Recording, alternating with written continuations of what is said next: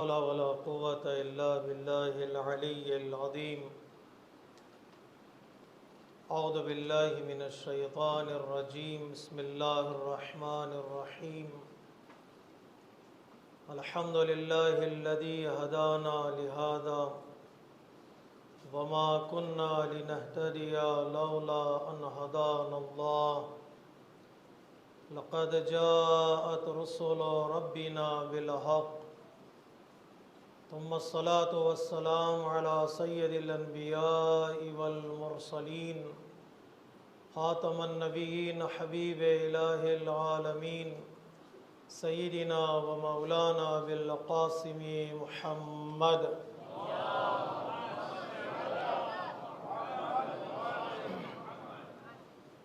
وعلى أهل بيته الطيبين الطاهرين المظلومين المعصومين الميامين المكرمين ولعنة الله على أعدائهم أجمعين من يومنا هذا إلى قيام يوم الدين. أما بعد، فقد قال الحكيم في كتابه الكريم وقوله الحق. بسم الله الرحمن الرحيم. وقال ربكم ادعوني استجب لكم ان الذين يستكبرون عن عبادتي سيدخلون جهنم داخرين. صدق الله العلي العظيم.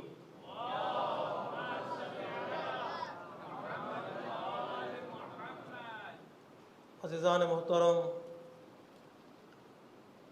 عزاداران امام مظلوم، مناسبت کے اعتبار سے جس موضوع کا ہم نے آج کی مجلس کے لیے انتخاب کیا ہے وہ موضوع ہے دین مبین اسلام میں دعا اور اللہ کی بارگاہ میں مناجات کی اہمیت اور امپورٹنس. الدعاء مفتاح الرحمہ، دعا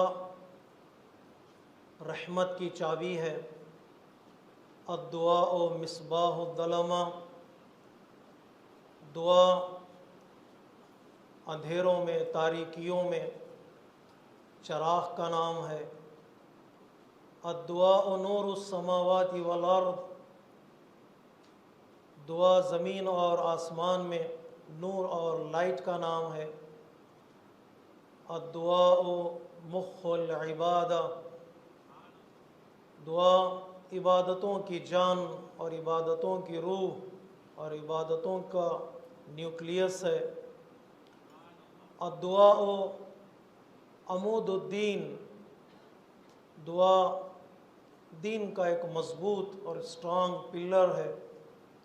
الدعاء افضل العبادہ، اگر عبادتوں کی فہرست تیار کی جائے، لسٹ بنائی جائے، تو دعا سب سے بہتر اور سب سے برتر عبادت کا نام ہے. الدعاء یرد القضاء، دعا قضاء و قدر پروردگار کو بدل دیتی ہے. ایک دعا انسان کی حالت، انسان کی زندگی اور انسان کے سچویشن کو بدل دیتی ہے. ایک ہے دعا کرنا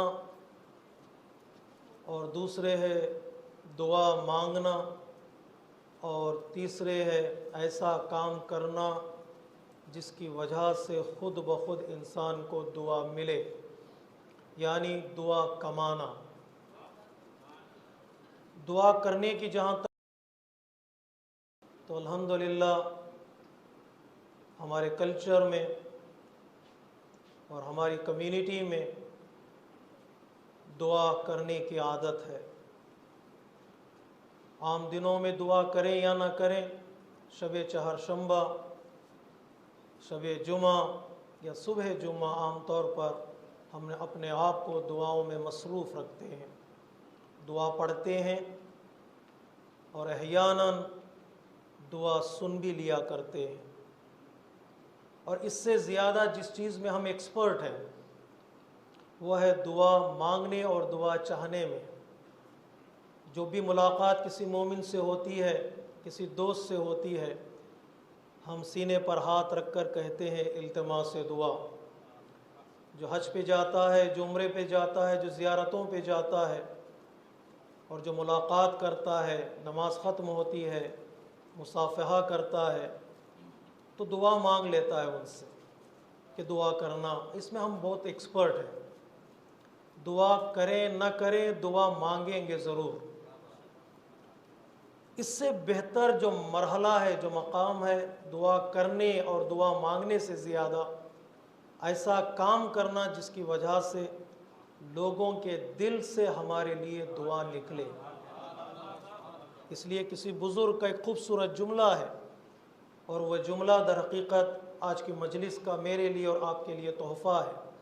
وہ جملہ یہ ہے کہ جو مال کماتے ہیں ضروری نہیں ہے کہ وہ دعا بھی کمائیں، لیکن جو دعا کماتے ہیں وہ بالضرور مال کمائیں گے۔ دعا اگر کما لے انسان تو مال خود بخود دعا کے پیچھے چلا آئے گا۔ تو ایسا کام کرنا جس کی وجہ سے لوگوں کے دل سے دعا نکلے، خدمت، سروس، احسان، خیال، سپورٹ، ہیلپ، اچھا سوچنا اور ان کی زندگی کے بارے میں اچھا خیال رکھنا، یہ وہ چیزیں ہیں جو انسان چاہے یا نہ چاہے لوگوں کے دل سے دعا نکلتی ہے، چاہے ان دعا کے الفاظ ہوں یا نہ ہوں، دعا کے جملے ہوں نہ ہوں، بلکہ دل ہی دل میں اس کے لیے دعا نکلتی ہے۔ اس لیے بعض ائمہ اطہار علیہ السلام نے خصوصی طور پر ہمارے اور آپ کے 8ویں امام رضا علیہ السلام نے ارشاد فرمایا،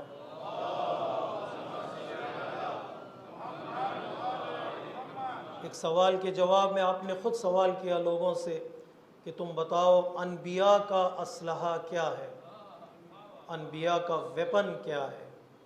تو اصحاب نے کہا ابن رسول اللہ آپ ہی بتائیے انبیاء کا اسلحہ کیا ہے، پروفٹس کا ویپن کیا ہے؟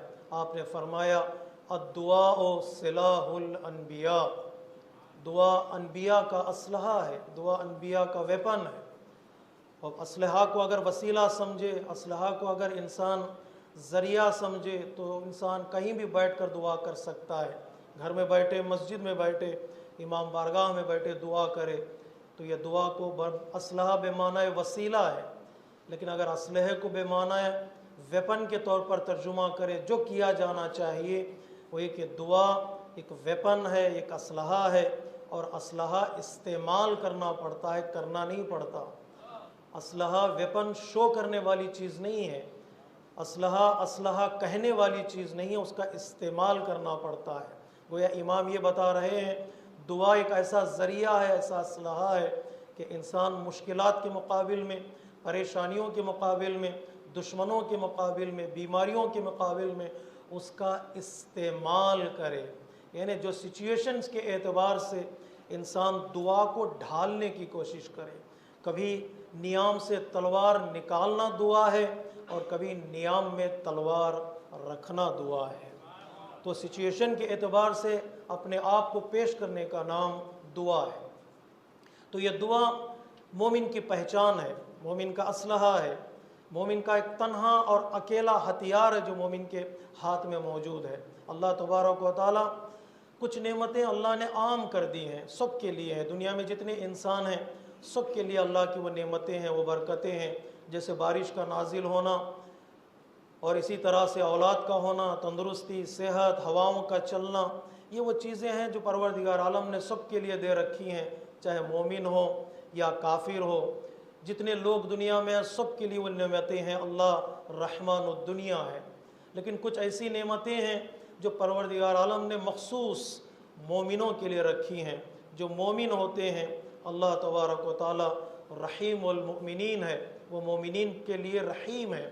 مخصوص نعمتیں ہیں جیسے توفیق ہے، ہدایت ہے، صراط مستقیم کی طرف نشاندہی کرنا ہے، یہ وہ نعمتیں ہیں جو پروردگار عالم نے مومنین کے لیے رکھی ہیں، اور مومنین جو تقاضا کرتے ہیں اللہ تبارک و تعالیٰ وہ نعمتیں ان کو عطا کرتا ہے۔ ایمان کے دائرے میں آتے ہی انسان کو کچھ چیزیں مل جاتی ہیں، جیسے قرآن جیسی کتاب مل جاتی ہے، انبیاء جیسے رہبر مل جاتے ہیں، ائمہ اطہار جیسے امام مل جاتے ہیں۔ انسان اگر ایمان میں قدم رکھے تو اللہ سہولیات اور فیسلٹیز کا دروازہ ان کے لیے کھول دیتا ہے، یہ مومنین کے لیے۔ لیکن کچھ نعمتیں ایسی ہیں اللہ نے ان کے لیے مخصوص کر رکھی ہیں جو اپنے ہاتھوں کو اللہ کی بارگاہ میں دعا کے لیے اٹھاتے ہیں۔ ان کا مقام اللہ کی نگاہوں میں بہت بلند ہے۔ دعا کرنے والوں کو اللہ بہت پسند کرتا ہے، دعا کرنے والوں کو اللہ بہت چاہتا ہے، تو ان کے لیے مخصوص نعمتیں ہیں۔ کتنے لوگ ہیں جو دعاؤں کے ذریعے سے اپنی منزلت کو، اپنے مقام کو، اپنے اسٹیٹس کو انہوں نے آگے بڑھایا ہے۔ چلیے دیکھیں قرآن کیا کہتا ہے ان دعاؤں کے سلسلے میں۔ قرآن مجید میں اگر ہم تلاش کریں تو انبیاء کی زندگی میں دعائیں ہیں۔ انبیاء نے جہاں بھی، جب بھی موقع آیا، جب بھی انہوں نے کوئی منزل دیکھی کہ جہاں دعا کرنی ہے تو وہاں پر انہوں نے دعا کی ہے۔ خصوصی طور پر اگر آپ حضرت ابراہیم علیہ السلام کی زندگی کا مطالعہ کریں تو حضرت ابراہیم کی زندگی دعاؤں سے بھری ہوئی ہے۔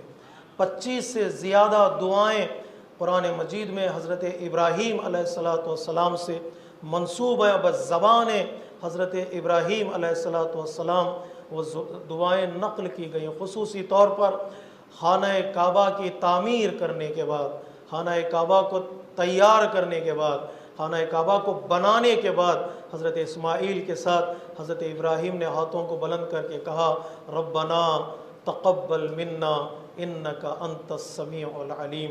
خانہ کعبہ کا بنانا ہی سعادت ہے۔ اس سے بڑھ کر انسان کے لیے شرف کیا ہے، اس سے بڑھ کر انسان کے لیے عزت کیا ہے؟ توفیق پر انسان سجدہ کرے، توفیق پر انسان اللہ کی بارگاہ میں شکریہ ادا کرے۔ لیکن پھر بھی حضرت ابراہیم دعا کر رہے ہیں اس لیے کہ اگر وہ قبول کر لے تو ہمارا ہر کام اللہ کی بارگاہ میں کامیاب ہو جاتا ہے۔ خانہ کعبہ جیسا گھر بنانے کے بعد حضرت ابراہیم کرے پروردگار تو قبول کر لے تو یہ کام ہمارا تیرے سامنے رکھنے کے قابل ہو جاتا ہے، تیرے بارگاہ میں پیش کرنے کے قابل ہو جاتا ہے۔ خصوصی طور پر اللہ نے بندگان خدا کے لیے، مومنین کے لیے اللہ نے حکم دیا ہے کہ تم دعا کرو۔ یہ کمانڈ آف اللہ ہے، یہ اللہ کا حکم ہے۔ اور اللہ نے قرآن مجید میں کہا ہے کہ وَقَالَ رَبُّكُمْ، اللہ تبارک و تعالیٰ نے کہا ہے، پروردگار جو تربیت کرنے والا اللہ ہے، جو رب ہے، اس نے کہا ہے ادعونی استجب لکم، تم مجھے پکارو، مجھے آواز دو، میں تمہاری دعاؤں کو قبول کرتا ہوں۔ بعض مفسرین کہتے ہیں ادعونی اور استجب میں کوئی فاصلہ نہیں ہے، کوئی ڈسٹنس نہیں ہے، ایک یہاں ادعونی وہاں استجب لکم، یہاں دعا کے کلمات زبان سے نکلے، وہاں اللہ کی بارگاہ میں وہ دعا قبول ہو جاتی ہے۔ کب قبول ہوتی ہے، کیسے قبول ہوتی ہے، کتنی قبول ہوتی ہے، یہ ہمارے اختیار میں نہیں ہے۔ ہمارا کام اللہ کی بارگاہ میں دعا کرنا، کب قبول کرنا، کتنی قبول کرنا، کیسی قبول کرنا، وہ اللہ کے ہاتھ میں ہے۔ وہ دعا قبول کر ہی لیتا ہے لیکن اس کا اظہار نہیں کرتا۔ فرشتوں سے کہتا اس کی دعا قبول کر لو لیکن اسے اعلان نہ کرو، اسے بتاؤ نہیں مومن کو۔ جب مومن کو پتہ چل جاتا ہے کہ دعا قبول ہو گئی ہے تو ممکن ہے وہ دعاؤں سے ہاتھ اٹھا لے۔ اس کی آواز مجھے پسند ہے، اس کا رونا مجھے پسند ہے، اس کا گڑ گڑانا مجھے پسند ہے۔ دعاؤں سے زیادہ جو چیز اللہ کی بارگاہ میں معتبر ہے وہ مومن کی آواز کا اللہ پسند کرتا ہے، مومن کی گفتگو کو اللہ پسند کرتا ہے۔ اسے بتاؤ نہیں، قبول ہوتی ہے دعا۔ دعا اور استجابت میں کوئی فاصلہ نہیں ہے۔ ادعونی استجب لکم، لیکن وہ لوگ دعا نہیں کرتے، وہ لوگ اپنے ہاتھوں کو نہیں اٹھاتے جو ایروگنٹ ہوتے ہیں، جو متکبر ہوتے ہیں، جن کے اندر غرور پایا جاتا ہے، جو اپنے آپ کو بے نیاز سمجھتے ہیں کہ کبھی بے نیاز نہیں ہو سکتے، وہ کبھی اللہ کی بارگاہ میں ہاتھوں کو اٹھاتے نہیں ہیں۔ الذین یستکبرون عن عبادتی، دعا کے لیے سب سے خوبصورت لفظ جو قرآن مجید میں بیان کیا گیا ہے وہ یہ کہ دعا عبادت پروردگار ہے۔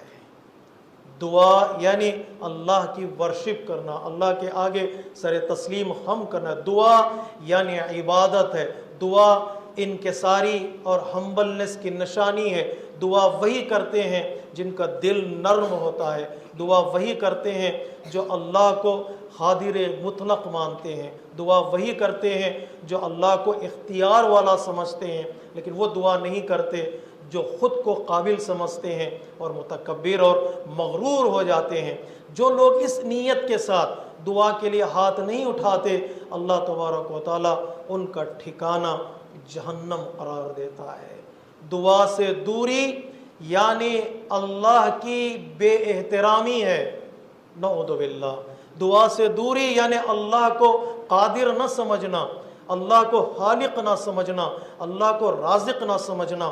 جو اللہ کو خالق نہ سمجھے، جو اللہ کو قادر نہ سمجھے، جو اللہ کو عزیز نہ سمجھے، پروردگار عالم ان کا ٹھکانہ جہنم قرار دیتا ہے۔ سیدخلون جہنم داخرین، وہ لوگ جہنم میں داخل ہوں گے، ذلت کے ساتھ داخل ہوں گے، ہیوملیشن کے ساتھ داخل ہوں گے۔ پریکٹیکلی طور پر انہوں نے اللہ کی مشیت کو ذلیل کیا، ذلت کی نگاہوں سے دیکھا، ان کا انجام بھی ذلت کی نگاہوں میں ہوگا۔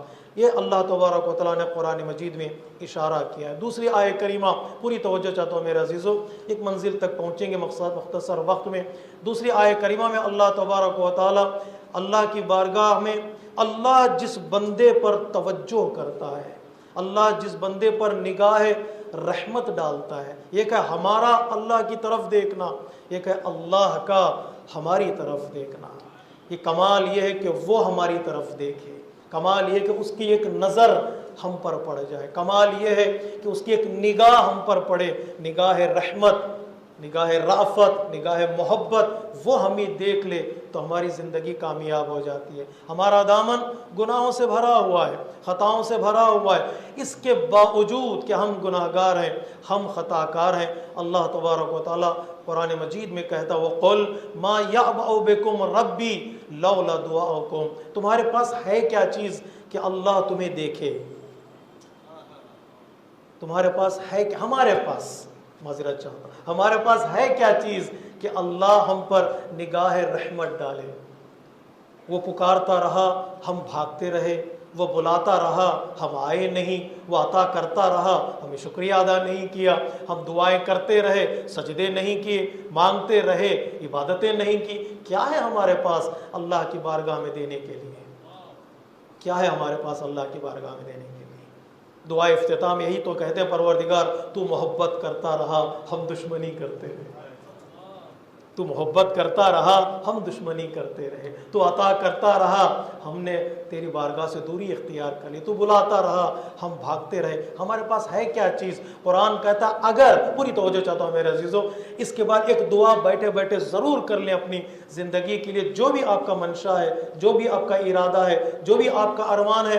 میں تو 40 کی زیارت کی دعا کروں گا، نجف سے کربلا تک چلنے کی دعا کر لوں گا، آپ جو بھی دعا کر لیں یا میرے ساتھ یہی دعا کر لیں بیٹھے بیٹھے۔ اس جملے کو سننے کے بعد پروردگار کہتا ہے گناہگار ہونے کے باوجود میں تمہیں دیکھوں گا، اس شرط کے ساتھ کہ تم میری بارگاہ میں اپنے ہاتھوں کو بلند کرو، تم میری بارگاہ میں اپنے ہاتھوں کو بلند کرو۔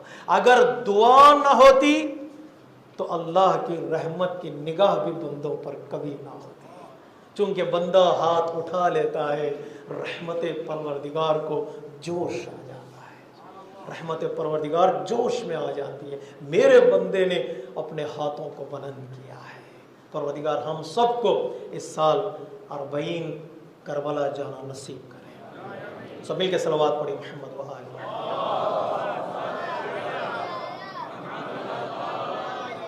میرے عزیزو، قرآن مجید میں کسی بھی عبادت کے لیے اتنا اہتمام نہیں کیا گیا ہے جتنا دعا کے لیے کیا گیا ہے۔ چلتے پھرتے اٹھتے بیٹھتے دعا کر لینا، دعاؤں میں اصرار کرنا، دعاؤں میں انسسٹ کرنا، دعاؤں میں ایمفسائز کرنا، بار بار دعا کرنا، بار بار دعا کرنا۔ اللہ کو یہ دعا کرنا بہت پسند ہے، تھکنا نہیں، کبھی بھی دعا کرنے سے تھکنا نہیں، دعا کرنا۔ اللہ پروردگار عالم جب ہاتھ بلند ہوتے ہیں، پروردگار عالم اسے اپنی رحمت کی نگاہ سے دیکھتا ہے۔ ایک عابد کو شیطان نے بہکا دیا، کب تک دعا کرتے رہو گے، کب تک پکارتے رہو گے، کب تک چلاتے رہو گے؟ اس طرف سے کوئی آواز بھی آئی، کوئی لبیک بھی وہاں سے تمہیں سنائی دی کہ نہیں سنائی دی؟ کبھی اللہ نے کہا میرے بندے بتا تجھے کیا چاہیے؟ تو جب اس نے شیطان نے اس کو بہکایا تو اس نے دعا سے اپنے ہاتھوں کو روک لیا، اپنی زبان کو بند کر لیا، اب دعا نہیں کروں گا۔ آواز قدرت آئی، میرے بندے دعا کیوں نہیں کرتے، کیوں نہیں پکارتے مجھے؟ مومن نے کہا پروردگار تو میری بات سنتا ہی نہیں ہے، تیری بارگاہ سے جواب آتا ہی نہیں ہے، تو میں دعا کروں تو فائدہ کیا ہے؟ میرے عزیزوں، میرے بزرگوں، جب دعا کے لیے کبھی بھی استجابت کا انتظار نہ کرنا، قبولیت کا انتظار نہ کرنا۔ قبولیت ہمارے اختیار میں نہیں، اس کے اختیار میں ہے، وہ بدل دیتا ہے۔ مادی چیز کی دعا کرتے ہیں، اس کے بدلے وہ اسپریچولیٹی دے دیتا ہے۔ اپنے لیے دعا کرتے ہیں، وہ ہمارے بچوں کے لیے دے دیتا ہے۔ ہم دنیا کے لیے دعا کرتے ہیں، وہ آخرت کے لیے دے دیتا ہے۔ ہم مال کی دعا کرتے ہیں، وہ زیارت دے دیتا ہے۔ جی ہے نا کہ ہمارے اختیار میں تو نہیں ہے، کیسے بدلنا، کب بدلنا، کیا دینا، اس کے اختیار میں۔ استجابت کا انتظار، قبولیت کا انتظار نہ کرو۔ اگرچہ ہماری عادت ہوتی ہے، میں ہمیشہ یہ جملہ کہا کرتا ہوں، نماز جب ہم پڑھتے ہیں اللہ اکبر اللہ اکبر اللہ اکبر، فوراً سیل فون اٹھا کر دیکھتے ہیں، گویا انتظار کرتے ہیں یہاں نماز پڑھی وہ قبولیت کا میسیج آ جاتا ہو، یا نماز پڑھی فوراً فون اٹھا کر دیکھتے شاید میسیج آ گیا ہو، نماز قبول ہو گئی ہو۔ اتنی جلدی کرتے ہیں کہ ہم دعا ہماری قبول ہو جائے۔ بھیا حضرت ابراہیم کی دعا ہزاروں سال بعد قبول ہوئی ہے، حضرت موسیٰ و ہارون کی دعا 40 سال کے بعد قبول ہوئی ہے۔ کسی نے چھٹے امام سے پوچھا مولا دعا کب قبول ہوتی ہے؟ امام نے کہا منیمم 20 ایئرس، 20 سال کے بعد بھی ہو سکتا ہے تمہاری دعا قبول ہو جائے۔ مجھے نہیں پتا ہے، ہو سکتا ہے فوراً بھی قبول ہو جائے، یوں دعا کی باہر تمہاری دعا قبول ہو جائے، لیکن ہمارے اختیار میں نہیں ہے۔ وہ اللہ ایک قبول کرتا ہی ہے، لیکن کس طرح وہ دے گا ہمیں نہیں معلوم ہے۔ کسی بھی عبادت کے لیے اللہ تبارک و تعالیٰ نے یہ نہیں کہا اس بندے مومن کی بات میں کر دوں، اس نے دعا سے اپنے ہاتھوں کو روک لیا، اپنے زبان کو اس نے بند کر لیا، اس نے شکایت کی پروردگار تیری طرف سے لبیک کی آواز نہیں آتی۔ میرے عزیزوں، میرے بزرگوں، یہ جملہ سن لیجئے گا، عرفانی جملہ ہے۔ آواز قدرت آئی، میرے بندے کیا دعا کی توفیق سے بڑھ کر بھی کوئی قبول ہوتا ہے؟ کیا دعا کی توفیق سے بڑھ کر بھی کوئی سعادت ہے؟ لاکھوں کروڑوں لوگوں میں جو یہ 2000 لوگ 3000 لوگ بیٹھ کر آج دعا کر رہے ہیں، کیا یہ توفیق نہیں ہے اللہ کی بارگاہ کی طرف سے؟ کیا ان کے لیے رحمت کا دروازہ نہیں کھلا ہے؟ تو بارگاہ پروردگار تک آنا اور آ کر وہاں اللہ کی مدح و ثنا کرنا اور اپنے ہاتھوں کو بلند کر کے دعا کرنا، اس سے بڑھ کر قبولیت اور کیا چاہیے؟ اور کیا چاہیے؟ تو یہ کسی بھی عبادت کے لیے اللہ تبارک و تعالیٰ نے یہ نہیں کہا عبادت کے بدلے میں نظر کرم تم پر ڈالوں گا سوائے دعا کے لیے۔ اللہ نے قرآن مجید میں اس بات کی طرف اشارہ کیا ہے۔ اور تیسری آیہ کریمہ جس کی طرف اللہ نے قرآن مجید میں دعا کے سلسلے میں بتایا ہے، وہ کہ دعا کرنے والوں کے لیے اللہ تبارک و تعالیٰ نے کہا وہ میرے بندے ہیں۔ وَإِذَا سَأَلَكَ عِبَادِي عَنِّي، میرے بندوں سے کہہ دو جب وہ مجھ سے سوال کریں گے، مجھ سے مانگیں گے، میری بارگاہ میں ہاتھوں کو پھیلائیں گے، کیا مانگیں گے کیا نہیں مانگیں گے مومن کا اختیار ہے، وہ مجھ سے سوال کریں گے تو میں ان کی آواز کو سنتا ہوں، میں ان کو لبیک کہتا ہوں۔ اجیب دعوت الداعی اذا دعانی، میں ان کے سوال کا جواب دیتا ہوں۔ ضمانت لیے پروردگار عالم نے دعائے کمیل میں مولا کائنات نے کہا ہے دعا اس عبادت کا نام ہے جس کی قبولیت کی ضمانت اللہ تبارک و تعالیٰ نے لی ہے۔ وہ زمین تلہم والاجابہ، ہم قبول کرو، اللہ قبول کرے گا ہماری دعاؤں کو۔ وَإِنِّي أُجِيبُ دَعْوَةَ الدَّاعِ إِذَا دَعَانِي، جب وہ دعا کریں گے تو اللہ تبارک و تعالیٰ کہتا ہے میں ان کی دعاؤں کو قبول کرتا ہوں، دعاؤں کا جواب دیتا ہوں۔ لیکن شرط یہ ہے کہ ادعونی استجب لکم، تم دعا کرو میں تمہاری دعاؤں کو سنتا ہوں، اور میں تمہیں بلاتا ہوں تم بھی تو سنا کرو۔ فَلْيَسْتَجِيبُوا لِي وَلْيُؤْمِنُوا بِي، میری باتوں کو بھی سنا کرو، میرے کمنٹس کی طرف بھی توجہ کرو۔ اس لیے بعض روایتوں میں تاکید کی گئی ہے میرے عزیزو، دعا واجب نمازوں کے بعد جلدی قبول ہو جاتی ہے۔ آیت اللہ علامہ ذیشان حیدر جوادی مرحوم کہا کرتے تھے نماز ختم ہوتے ہی فوراً مصلی سمیٹ نہ دینا، تھوڑی دیر کے لیے مصلی کو بچھے رہنے دو، اپنے ہاتھوں کو تسبیح زہرا سلام اللہ علیہا کے بعد آسمان کی طرف بلند کرو۔ واجب نماز جو ادا کرتا ہے اس کا ایک قرضہ رحمت کے کندھوں پر ہوتا ہے، میں نے اردو میں جملہ کہہ دیا، آپ نے سن لیا. ایک قرضہ ہوتا ہے اس کے، اللہ کی گردن کو میں نہیں کہہ سکتا، رحمت کے کندھوں پر ہوتا ہے. یہ قرضہ ہوتا ہے. جب واجب نماز ادا کرتا ہے، دعا کرتا ہے، اللہ تبارک و تعالیٰ اس کی دعا کو قبول کر لو، اس لیے کہ یہ قرضہ ادا کر کے پھر قرض مانگ رہا ہے. جو ادا کر دیتا ہے اسے دے دیا جاتا ہے. صلوات پڑھیے محمد و آل محمد.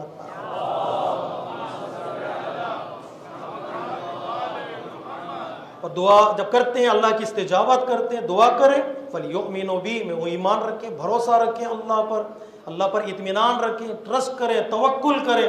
اللہ تبارک و تعالیٰ ان کی دعاؤں کو قبول کرتا ہے. لَعَلَّهُمْ يَرْشِدُونَ. تھک رہے ہیں آپ لوگ؟ دعا کرو. دعا تمہیں ہدایت کی طرف لے جاتی ہے، دعا تمہیں گائیڈنس کی طرف لے جاتی ہے. 3 صفتیں اللہ نے 3 آیتوں میں بتائی. پہلی صفت دعا عبادت ہے، دوسری صفت دعا نظر کرم کے لیے ذریعہ ہے، اور تیسری صفت اللہ سے قریب ہونے کا دعا وسیلہ ہے، قربت ہے. ہم سمجھتے ہیں دعا یعنی مانگنا، ہم سمجھتے ہیں دعا یعنی کچھ مل جائے، لیکن امام کہہ رہے ہیں صحیفہ سجادیہ میں دعا صرف مانگنے کا نام نہیں ہے. دعا یعنی خود کو سنوارنا، دعا یعنی خود کو سجانا، دعا یعنی خود کی تربیت کرنا، دعا یعنی خود کو پاکیزہ بنانا، دعا یعنی خود کو پیوریفائی کرنا. دعا صرف مانگنے کا نام نہیں ہے. 90% دعائیں آپ اٹھا کر دیکھ لیجئے گا جہاں پر رزق کا، دولت کا، مال کا تذکرہ نہیں ہے، دل کی پاکیزگی، زبان کی پاکیزگی، ترقی، ایسی چیزیں نشاندہی کی گئی ہے جس کے سائے میں ایمانی زندگی کامل ہوتی ہے. ایک مومن بڑے مقام تک پہنچتا ہے، بلند مقام تک پہنچتا ہے انہی تربیتی دعاؤں کے ذریعے سے. اب دعائیں اٹھا کر دیکھ لیجئے گا، حتیٰ دعائے کمیل جو ہم ہر شب جمعہ پڑھتے ہیں، پڑھا کرنا. میں نہیں کہہ رہا مال دولت مت مانگیے، مومن اگر مال نہیں مانگے گا تو پھر کون مانگے گا؟ تو مال تو ضروری ہے، مال و دولت بھی چاہیے، سب کچھ چاہیے. ایک میری بہن وہاں پہنچی امام رضا کے روزے پر، وہاں ایک مولانا کھڑے ہوئے تھے جو زیارتیں پڑھاتے ہیں. تو وہاں پر کچھ مولوی لوگ ہوتے ہیں، زیارت پڑھاتے ہیں، لوگ جاتے ہیں جو عربی نہیں پڑھ پاتے. تو اس سے اس خاتون نے کہا کہ بھائی میرے لیے دعا کر دینا کہ اللہ تبارک و تعالیٰ مجھے مالدار شوہر عطا کرے، مالدار شوہر عطا کرے. تو اس نے دعا کر دی اور وہ دعا لے کر چلی گئی. دوسرے سال ملاقات ہوئی تو مولانا نے پوچھا کیا ہوا، دعا قبول ہو گئی؟ تم نے دعا کی تھی. کہا دعا آدھی قبول ہوئی ہے. کہا آدھی کیسے؟ کہا شوہر تو مل گیا لیکن مالدار نہیں ملا ہے. کہ کبھی کبھی دعا، مال کی دعا بھی غائب نہیں ہے، انسان کر سکتا ہے دعا، مال کی دعا بھی کرنا چاہیے، میں انکار نہیں کر رہا ہوں. لیکن کبھی کبھار جو تربیت کے اصول ہوتے ہیں ان اصولوں میں مال سے زیادہ جس چیز کی اہمیت ہے وہ انسان کے دل کی پاکیزگی ہے، وہ اللہ سے قریب ہونا ہے، اپنے آپ کو سجانا ہے، اپنے آپ کو بنانا ہے، اپنے آپ کو تربیت کرنا ہے، پیوریفائی کرنا ہے. امام نے اس کی طرف اشارہ کیا دعائے کمیل میں. کہیں پر رزق کی دعا نہیں ہے، صحت کی دعا ہے، تندرستی کی دعا ہے، رزق کی دعا میں نے نہیں دیکھی. تندرستی ہے تو رزق بھی آ جائے گا. 3 مرتبہ مولا کائنات نے دعائے کمیل میں کہا یا ربی یا ربی یا ربی. اس کے بعد مولا کائنات کہتے ہیں قوّ علی خدمت کا جوارحی، پروردگار میرے اعضاء و جوارح کو مضبوط بنا، اسٹرانگ بنا، تندرستی عطا کر، صحت عطا کر. کیوں؟ تاکہ میں لوگوں کی خدمت کر سکوں، یہ لوگوں کی سروس پرووائڈ کر سکوں. یہ ہے دعاؤں کا نتیجہ جو میں آپ کی خدمت میں پیش کروں. وقت میرے پاس نہیں ہے. تو دعا خود کو سجانا ہے. تو کس طرح چوتھے امام نے اشارہ کیا دعاؤں کی طرف، غور کیجئے گا. تو خود کو سجانا، دیکھیں دعاؤں پر ایک نظر ڈالیں. ایک دعا میں آپ کی خدمت میں پیش کروں گا جتنا مجھے یاد آ جائے. مفاتیح الجناح میں بھی شیخ عباس قمی نے ان دعاؤں کے فقروں کو نقل کیا ہے. صحیفہ سجادیہ میں بھی یہ دعائیں موجود ہیں. چوتھے امام نے 3 دعائیں کی ہیں اللہ کی بارگاہ میں.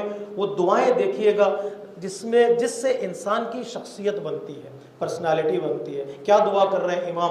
اللہم لا تجعلنی ناسیا لذکرک، پروردگار مجھے تیرے ذکر کو بھولنے والا قرار نہ دینا، بھولنے والا قرار نہ دینا. آج کل اگر آپ جائیں گے یوٹیوب پر بعض تقاریر سنیں گے. آج کل جو ویسٹ میں گفتگو ہے، ٹاپک ہے، وہ ہماری آئیڈینٹی کو بچانے کی ٹاپک. ہم کس طرح اپنے آپ کو اور اپنے آئیڈینٹی کو بچا سکتے ہیں. اپنے تشخص کو بچا سکتے ہیں. ہم نہ شیعہ ہونا اپنے آپ کو ہم کیسے بچا سکتے ہیں, اس پر گفتگو ہو رہی ہے. واقعی ایک اچھی گفتگو ہے, لیکن امام اس بات کی طرف اشارہ کر رہے ہیں ایک آئیڈینٹی وہ ہے جو دنیاوی اعتبار سے جو پاسپورٹ میں لکھی جاتی ہے اور ڈاکومنٹس میں لکھی جاتی ہے, سرٹیفکیٹس میں لکھی جاتی ہے. ایک آئیڈینٹی اللہ کی نگاہوں میں ہے کہ مولا فرما رہے ہیں دیکھو وہ تمہارا تشخص تم کھو نہ دینا. اگر تم نے اللہ کو بھلا دیا تو قرآن کہتا نتیجے میں اللہ بھی تمہیں بھلا دے گا. جو اپنی آئیڈینٹی اسپرچویلٹی کے اعتبار سے کھو دیتا ہے اس کا کچھ بھی دنیا میں باقی نہیں رہتا ہے. تشخص کہتے ہیں نا اس کے لیے, اپنا تشخص کو کھو دیتا ہے. اللہ کے ذکر کو تم نے بھلا دیا, اللہ کی رحمت بھی تمہیں بھلا دے گی. انسان کہے گا پروردگار میں ہوں, آواز قدرت آئے کہ تو کون ہے. کہ ایسا سب سے بڑا عذاب قیامت کے دن اللہ کی رحمت ہم سے دور ہو جانا. جہنم جانا سب سے بڑا عذاب نہیں ہے. اللہ اپنی نگاہوں کو مومن بندے سے پھیر لیتا ہے, اس سے بڑھ کر کوئی عذاب نہیں ہے, اس سے بڑھ کر کوئی عذاب نہیں ہے. اللہ ہم سب کو محفوظ رکھے. رحمت پروردگار ہم سے سوال کرے ہو آر یو. دنیا میں جس نے اللہ کو بھلا دیا, اللہ کی رحمت کو بھلا دیا, رحمت اسے بھلا دے گی. ناسین لذکرک, لیکن جس کو رحمت یاد رہتی ہے وہ آخری لمحات میں بھی نجات پا سکتا ہے. ایک بندے کو کھینچ کر لے جا رہا ہوگا قیامت کے دن جہنم کی طرف. جب وہ جہنم کے قریب پہنچے گا تو مڑ کر دیکھے گا, پیچھے مڑ کر دیکھے گا. عادت ہوتی ہے نا آگے جانے والے پیچھے مڑ کر دیکھتے ہیں. وہ پیچھے مڑ کر دیکھے گا, آواز قدرت آئی کیا دیکھ رہے ہو, یہاں کون ہے تمہارا. جو جہنم کے قریب جا رہا ہے اس کا کون ہوتا ہے بھائی, تیرا یہاں کون ہے جو پیچھے مڑ کر دیکھ رہا ہے.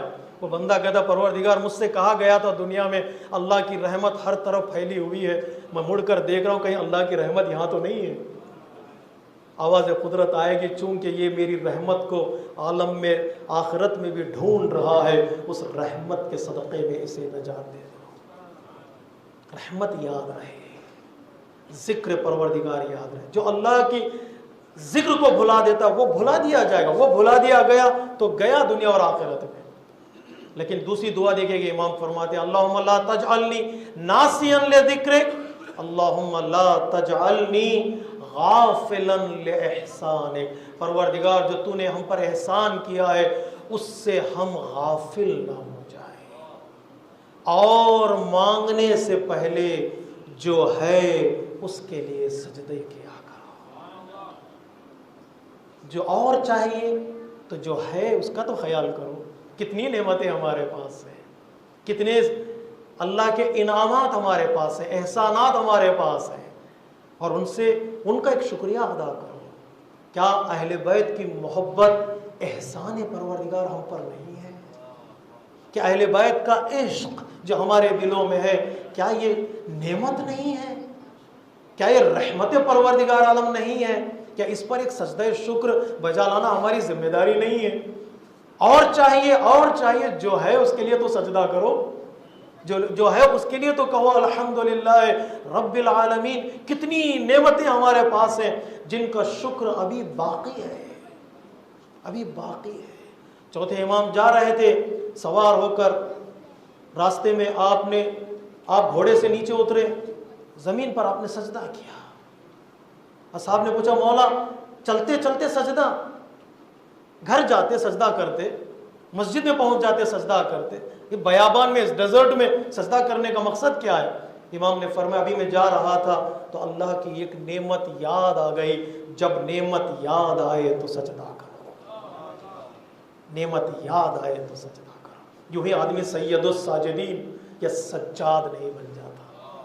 جو ہر نعمت پر سجدہ کرے اسے سجاد کہتے ہیں, جو ہر نعمت پر سجدہ کرے نہیں.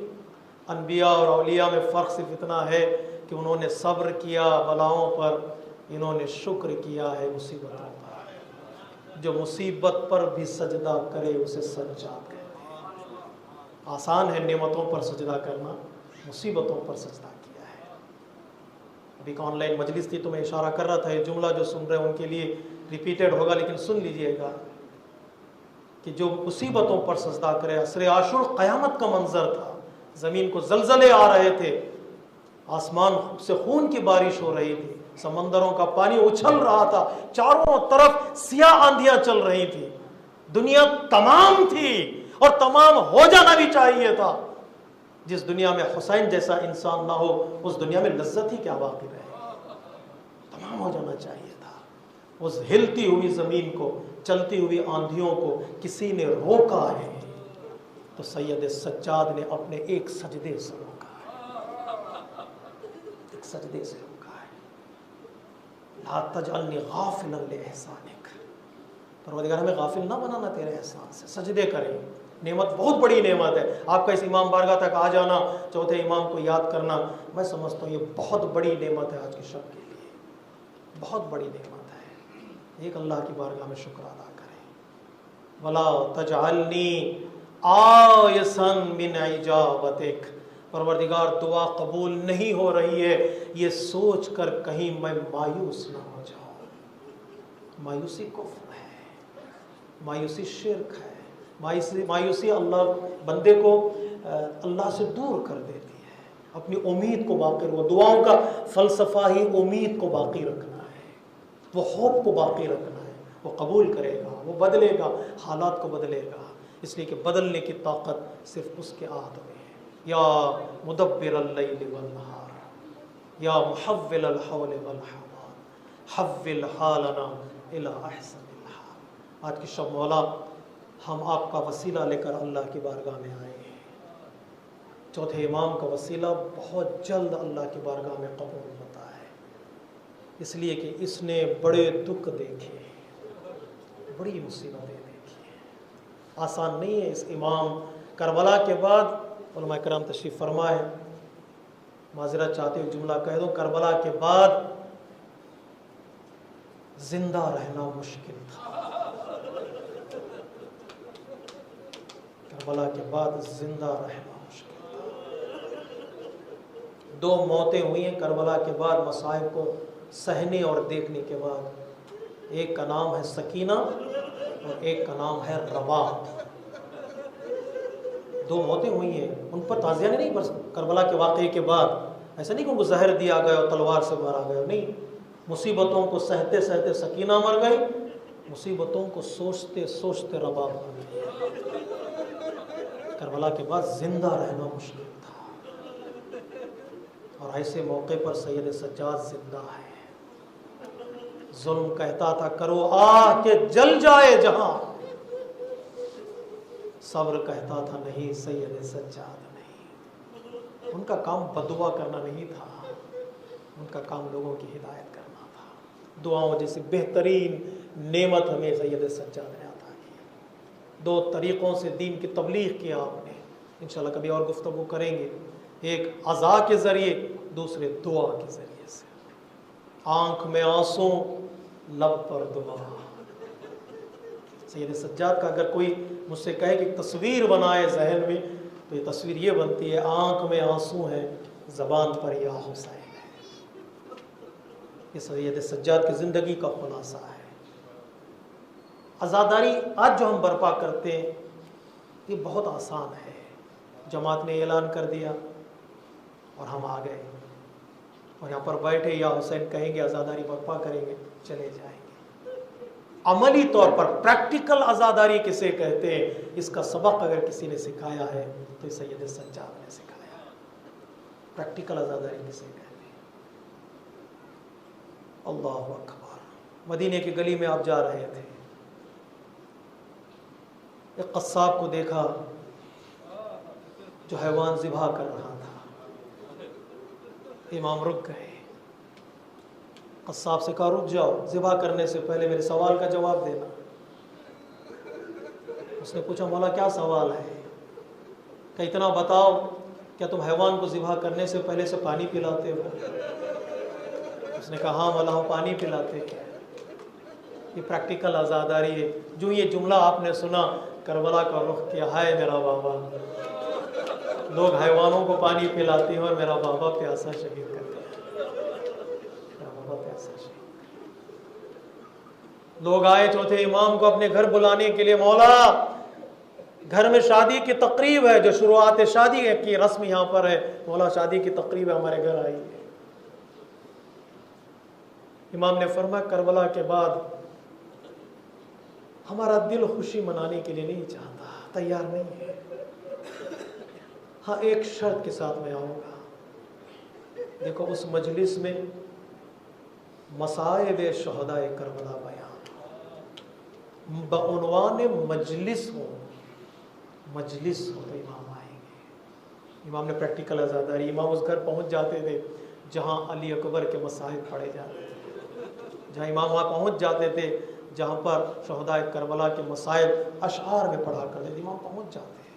ایک صحابی نے بلایا امام کو، کتنا عزاداروں کا خیال تھا امام کو، انتظار کرتا رہا گھر کے اندر، امام ابھی نہیں آئے، مجلس ختم ہونے کی تھی، بے قرار ہو کر گھر سے باہر آیا، دیکھیں امام کہاں ہے؟ امام صحن خانہ میں بیٹھے ہوئے ہیں۔ مولا آپ یہاں اندر کیوں تشریف نہیں لائے؟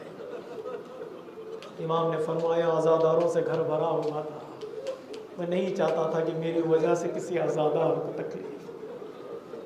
سلام ایسے امام ہمارے، جس اونٹنی پہ آپ سوار ہوتے تھے، جس اونٹ پر آپ سوار ہوتے تھے، 25 سال آپ نے وہ اونٹ آپ کے ساتھ رہا، روایت یہ کہتی ہے ایک تازیانہ آپ نے اونٹ کو نہیں مارا، ایک تازیانہ آپ نے اونٹ کو نہیں مارا۔ اتنا رحم دل امام تھا، اور اس کی پشت پر اتنے تازیانے برسائے گئے، اتنی خاردار توق، سنگین وزنی توق آپ کے گلے میں ڈالی گئی، ہاتھوں میں ہتکڑیاں ڈالی گئی، پیروں میں بیڑیاں ڈالی گئی، سینکڑوں میل پیادہ چلایا گیا،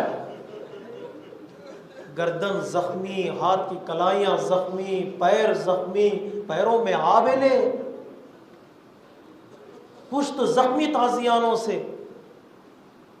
جب مدینہ پہنچے، محمد حنفیہ نے آپ کو گلے لگانا چاہا تو امام نے کہا چچا آہستہ، پیٹھ زخمی ہے، گردن زخمی ہے۔ میں اپنی طرف سے مصائب کے جملے نہیں کہہ رہا ہوں۔ سال بن سعد ساحلی کہتا ہے میں نے جب امام کے گردن سے طوق کو اٹھایا تو دیکھا کہ تازہ خون ٹپک رہا تھا۔ شام کے بازار میں نے جب طوق کو بلند کیا، تازہ خون امام کی گردن سے رس رہا تھا۔ امام نے اس طرح تبلیغ کی، عزاداری کی، یہ مصیبتیں سہیں امام نے اپنے آنکھوں سے دیکھا۔ کربلا سے لے کر کوفہ، کوفے سے لے کر شام تک کائنات میں کسی فرزند نے، کسی گھر کے بچے نے اپنے خاندان کی ایسی مصیبت نہیں دیکھی جیسے سید سجاد نے دیکھی ہے۔ جب بھی پانی قریب آتا تھا کہتے ہائے پیاس، پانی، وضو کا پانی مضاف ہو جاتا، اتنے آپ آنسو بہاتے۔ منہال نے کہا مولا اتنا آپ گریا کر رہے ہیں، آپ کہا کرتے ہیں شہادت ہماری میراث ہے، مولا آپ اتنا گریا کیوں کر رہے ہیں؟ امام نے فرمایا، دو جملے امام سے نقل کیے گئے ہیں میرے عزیزو، عزادارو اپنی توجہات کو لے جانا اس سنسان اور ویران قبرستان بقیع کی طرف جہاں کوئی ایک چراغ جلانے والا نہیں ہے، چراغ جلانے والا۔ آج بھی غربت وہاں ٹپک رہی ہے، آج بھی غربت ٹپک رہی ہے۔ تو مولا اتنا گریا آپ کیوں کرتے ہیں؟ امام نے دو جملے فرمائے، ایک جملہ جو امام سے نقل کیا گیا وہ یہ کہ اے منہال تم نے انصاف نہیں کیا، ایک یوسف یعقوب سے جدا ہوا تھا، جانتے تھے کہ وہ زندہ ہے، اتنا گریا کیا کہ آنکھیں سفید ہو گئی، میرے 17 یوسف کربلا میں ذبح کر گئے،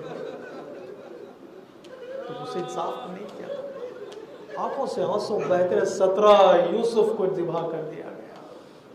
اور دوسرا جملہ جو امام نے فرمایا، تم نے صحیح کہا شہادت ہمارے لیے میراث ہے، لیکن منہال کیا ماں بہنوں کا بازاروں میں جانا بھی میراث ہے؟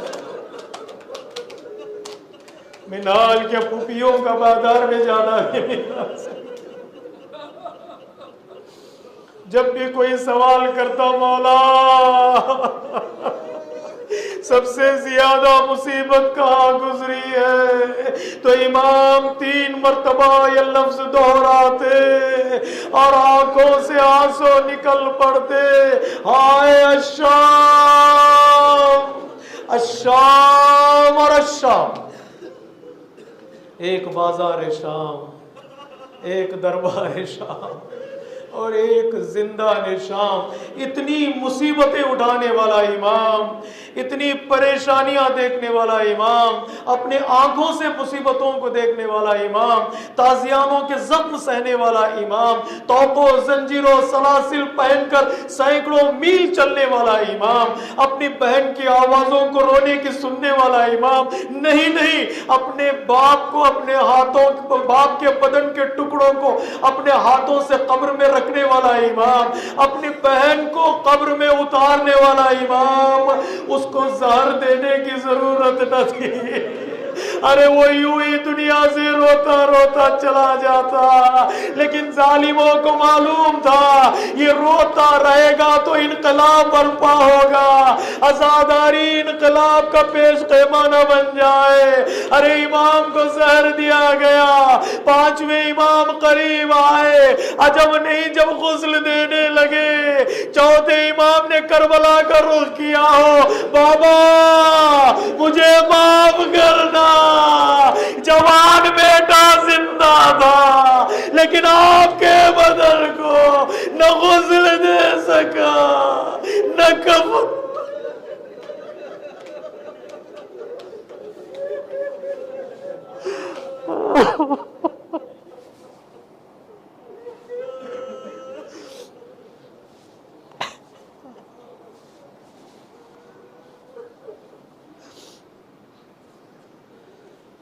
الا لعنت اللہ علی القوم الظالمین، سیعلم الذین ظلموا ای منقلب ینقلبون۔ السلام علیک یا ابا عبد اللہ وعلی الارواح التي حلت بفنائک، علیک منی سلام اللہ ابدا ما بقیت وبقی اللیل والنہار، ولا جعلہ اللہ آخر العہد منی لزیارتکم۔ السلام علی الحسین وعلی علی بن الحسین وعلی اولاد الحسین وعلی اصحاب الحسین۔ ساری دنیا میں اہل بیت علیہ السلام کے چاہنے والے پریشان حال ہیں، بیمار ہیں، کئی مومنین نے دعا کے لیے کہا ہے، التماس دعا کہا ہے، کئی مومنین پینڈیمک کی وجہ سے اور دوسری بیماریوں کی وجہ سے ہاسپٹلس میں ہیں، کچھ بیمار ایسے بھی ہیں جن کا علاج سوائے دعا کے اور کچھ نہیں ہے، اور کچھ ایسے مومنین بھی ہیں جن کے لیے کوئی دعا کرنے والا نہیں ہے۔ ہم سب ان کی طرف سے ان کے لیے اور تمام اہل بیت کے چاہنے والوں کے لیے اپنے ہاتھوں کو بلند کر کے چوتھے امام کی مظلومیت اور آپ کی غربت اور آپ کی بے کسی کا واسطہ دیتے ہوئے ان کی سب کی شفا اور تندرستی کے لیے 5 مرتبہ ایمہ یجیب کی تلاوت فرمائیں۔ اللہم صلی علی محمد وآل محمد۔ بسم اللہ الرحمن الرحیم۔ اما یجیب المضطر اذا دعاه شف السوء، اما یجیب المضطر اذا اما یجیب المضطر اذا دعاه، اما یجیب المضطر اذا دعاه یکشف السوء، اما یجیب المضطر اذا دعاه یکشف السوء۔ ماتم حسین۔